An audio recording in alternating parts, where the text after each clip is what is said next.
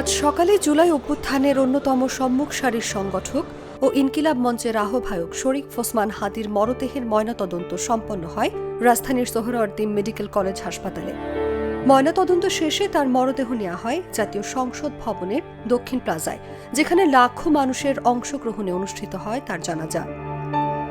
জানাজা শেষে ঢাকা বিশ্ববিদ্যালয়ের কেন্দ্রীয় মসজিদের পাশেই জাতীয় কবি কাজী নজরুল ইসলামের কবরের নিকটে তাকে রাষ্ট্রীয় মর্যাদার আবহে দাফন করা হয়।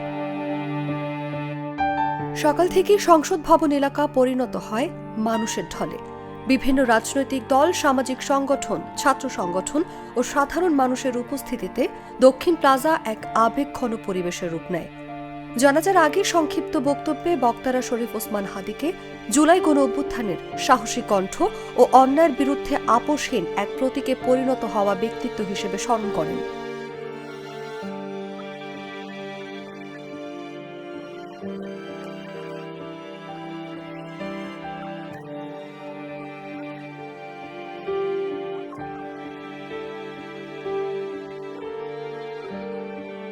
আজকের ওর সন্তানের চেহারার দিকে তাকানো যায় না।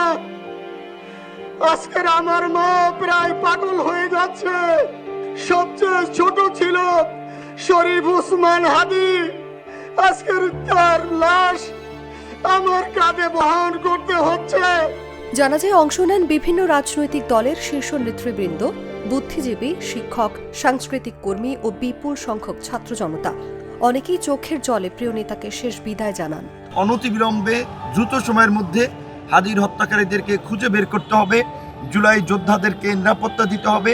এই বর্বর হত্যাকাণ্ডের প্রতিবাদ করেছি, নিন্দা জানিয়েছি এবং যে সমস্ত পতিত ফেসিবাদী শক্তি এবং নির্বাচনের বিরুদ্ধে ষড়যন্ত্রকারী কোনো শক্তি এই ঘটনাকে ব্যবহার করে যাতে রাজনৈতিকভাবে ফায়দা না লুটতে পারে এবং যাতে নির্বাচন পেছানোর মতো অথবা বানচাল করার মতো কোনো ষড়যন্ত্র না করতে পারে, সেই জন্য আমরা দেশের সকল মানুষকে সজাগ থাকার আহ্বান জানাচ্ছি। দাফনকালে ঢাকা বিশ্ববিদ্যালয় এলাকায় নিরাপত্তা জোরদার করা হয়। আইন শৃঙ্খলা বাহিনীর সদস্যরা এ সময় পুরো এলাকা নিরাপত্তার চাদরে ঢেকে ফেলেন। এদিকে ইনকিলাব মঞ্চের মুখপাত্র শরীফ ওসমান হাদির মৃত্যুতে শোক, ক্ষোভ ও প্রতিবাদে উত্তাল রাজধানীর শাহবাগ চত্বর। একই সঙ্গে স্বরাষ্ট্র উপদেষ্টাকে পদত্যাগে 24 ঘন্টার আলটিমেটাম দিয়েছেন বিক্ষোভকারীরা। News desk, Jago news. জীবনের সাথে চলে high five, all time healthy life. নিশ্চিন্তে খান, স্বাস্থ্যকর অল টাইম পান। All time healthy life.